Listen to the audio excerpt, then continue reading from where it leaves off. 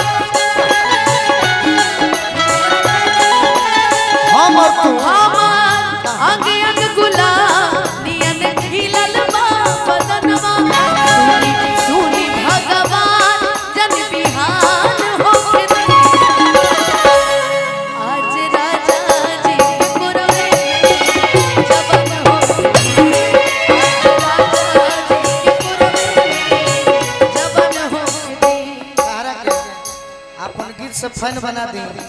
बोला बाबा यूट्यूब वाले भाई राजा जी के कोरोना में जवान होके दी भाग दूसरा होता। अच्छा हाँ सुनाएंगे, एक लाइन जरूर सुनाएंगे। बिल्कुल भले चुरा कर कोई गा दे, ओरिजिनल ओरिजिनल होता है, कोई बात नहीं। लड़की को हतिया रतिया पहिला का हो पहिला मिलाना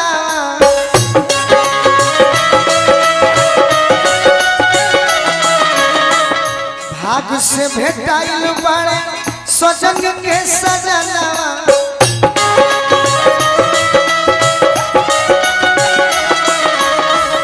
सैया संगे से जिया के सुखा अरे ससुरवा में आज भोगे दो। ए राम जी ए राम जी ए राम जी होखे जनी दिहाली भोरावा ए राम जी होखे जनी अरे दिहाली भोरावा काहे की अब बोलमुआ कोरावा राज भोगे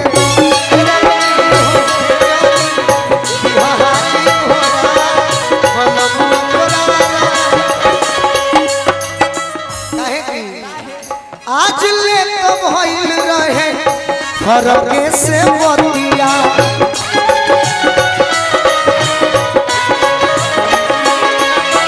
नियरा आई जियरा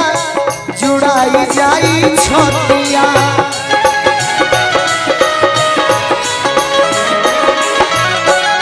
लड़की कहते हैं रूपमा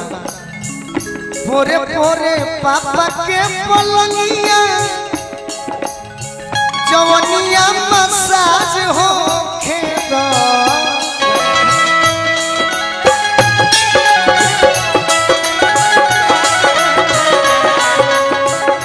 ए राम जी हो खेजन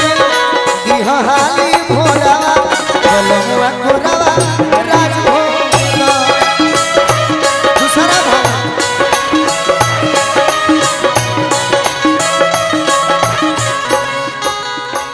समाज कोई भी हो के अनुपमा निसार जी आई निसार जी से हम कहनी है निसार जी यही गांव के एगो लड़का हुए मुस्लिम समाज के हुए लेकिन बड़ी सुंदर गीत लिखे ले बड़ी सुंदर अरूरा सब इनका के आशीर्वाद दी हम इनकर गीत कुछ दिन में गावे वाला बानी अनुपमा के भी लिखी कैसे कि हम चाहता नहीं ऐसे कि अनुपमा के और हमरा के स्टेज से जाना जाला